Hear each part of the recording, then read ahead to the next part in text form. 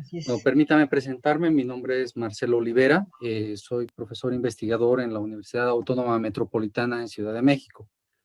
Y el día de hoy estamos presentando aquí en Bolivia, a través de este congreso que están desarrollando, un modelo de optimización para detección de pesticidas agrícolas en agua.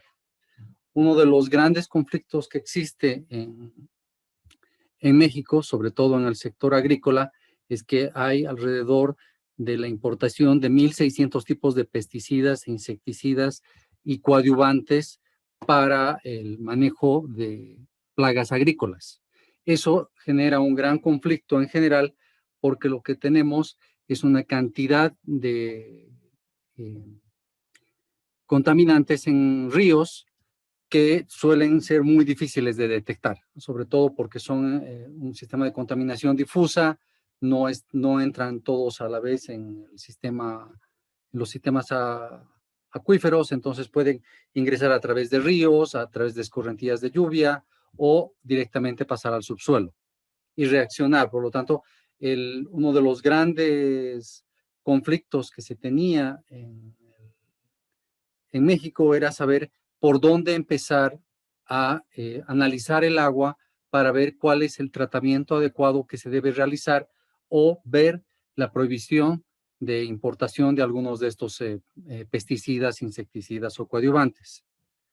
En ese sentido, yo cambio un poco, digamos, la tónica de las charlas previas, y lo que se trata de mostrar es cómo detectábamos primero cuál era el ranking de detección de estos contaminantes, y después desarrollar un ranking, es decir, ver cuál sería el orden por el cual se hacen los análisis. ¿Ya? El estudio se desarrolla en una cuenca en particular, en este caso es el río Atoyac, que es un río que se encuentra cerca de Ciudad de México, en el estado de Morelos, se sale y Puebla, y tiene afluentes en varios lugares. Es un sector agrícola en general bastante rico, tanto de hortalizas, maíz y flores, por ejemplo. Por lo tanto, el tema de contaminantes es muy variado. En México lo que suele usarse es un sistema de control de aguas por un sistema de semáforo. Un sistema de semáforo significa que uno detecta el agua del río y determina colores. Entonces los colores nos dicen que el verde es apto para el consumo humano, el amarillo tiene contaminantes, por lo tanto hay que hacerle un tratamiento previo antes del consumo para humanos. Naranjas y rojos ya tienen altos niveles de contaminación y no son aptos para el consumo humano. Entonces, el problema de este tipo de semáforos es que realmente no nos indica por qué no es apto. Y las medidas que suelen usarse son DBO, DQO o cualquier otro tipo de medida típica para saber si el agua tiene o no contaminantes. Ya cuando uno habla de contaminantes de otro tipo, como son pesticidas y insecticidas, los tratamientos tienen que ser muy diferentes, o en un momento directamente prohibir el uso del agua para el consumo humano. No sé si podría ampliar, por favor, las tablas.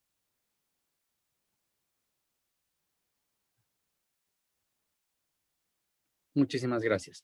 Entonces, si se fijan en la tabla 1, debajo de la tabla 1 en la figura, lo que pasa es que las líneas rojas nos muestran los niveles de semáforo. Es decir, nos decían, si existen estos contaminantes, es el semáforo 1, el 2, el 3 o el 4 o el quinto, que ya debería ser directamente el agua, es cualquier cosa menos agua.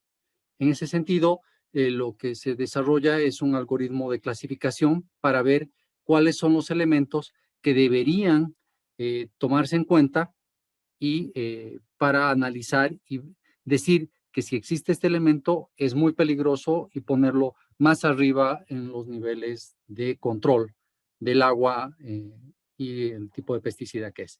En este sentido, no se ve muy bien, mil perdones, vuelvo a disculparme. Es uno, presión de vapor de agua, la constante de ley de Harris, el algoritmo de coeficiente de participación octanol-agua, que la solubilidad en agua, el coeficiente de absorción de carbón, la biodegradación primaria, la vida media en agua y la volatilidad en agua. Estos elementos nos permiten identificar, todos vienen usualmente en un sistema que se llama EpiSuite y en el sistema CAST para determinar qué tan tóxico es una sustancia. En particular, uno de los factores que hay que considerar es que si el contaminante pasa a la vida acuática o pasa a formar parte de los compuestos grasos de los animales que viven tanto en el agua o toman esa agua. Por ejemplo, si hay ganado y llega a tomar agua cuando el contaminante tiene una proporción de octanol agua muy fuerte, significa que va a haber bioacumulación y los insecticidas y pesticidas van a pasar al sistema y pueden terminar en la cadena alimenticia humana y generar contaminaciones muy fuertes. En ese sentido, lo que se hace es ver un algoritmo que nos permite decir, a partir de estas variables, determinar cuál es el rango de contaminación previo de cada uno de los elementos. ¿Para qué? Y aquí viene la parte del cambio de óptica que estuvieron viendo mis anteriores, mis expositores precedentes. Política pública. La pregunta es, de los 1,600 elementos que se importan legalmente en México, ¿cuántos deberían dejar de importarse en función a estas características de contaminación, bioacumulación, vida media en el agua y todos los demás elementos que acabo de mencionarles? Entonces, lo que se generó es un algoritmo de clasificación y si podemos bajar un poco, perdón, hacia el ranking ya eliminado, lo que se hace es reordenar. Si se fijan, hay elementos que están en la figura número 1, que fue hecho, de hecho, con ayuda de JICA, de la cooperación japonesa, están en ciertos niveles de contaminación que parece que no fueran tan contaminantes porque sus elementos y sus recomendaciones por parte del fabricante no son tan estrictos. Pero si ya tomamos en cuenta, por ejemplo, la bioacumulación en el sistema, suben el nivel de ranking y se dice, ¿saben qué? Mientras más está cercano al número 1, estas sustancias, por lo menos las primeras 50, deberían estar o muy observadas o usarse en regiones con controles muy estrictos.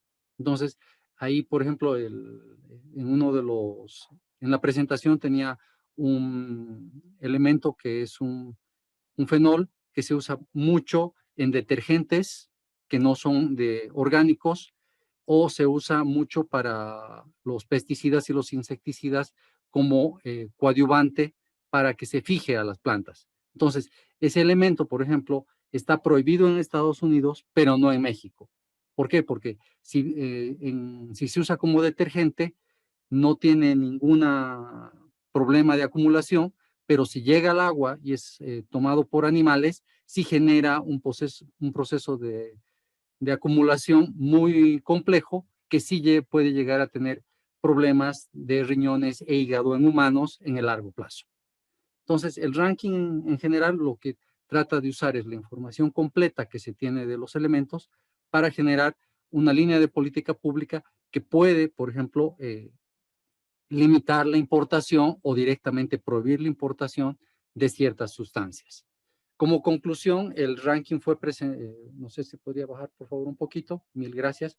Se desarrolló este estudio, la clasificación de contaminantes realmente fue muy bien recibida por la autoridad, por la Comisión Nacional del Agua en México, y de ahí se pasó a la Secretaría de Medio Ambiente y Agricultura, que junto bueno, son dos secretarías que en forma conjunta determinaron, por ejemplo, qué sustancias no deberían ser importadas en México.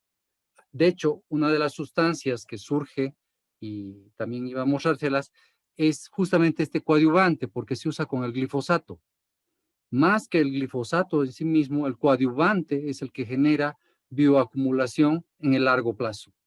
Entonces, la verdad es que este tipo de estudios de generar rankings y decir estas sustancias que parecen inocuas a simple vista, pero ya en un proceso de largo plazo pueden generar conflictos mucho más serios. Entonces, Los factores que usó JICA fueron de existencia y de las recomendaciones hechas por fabricantes, y el estudio que hicimos fue más a bioacumulación y el comportamiento del contaminante en el agua.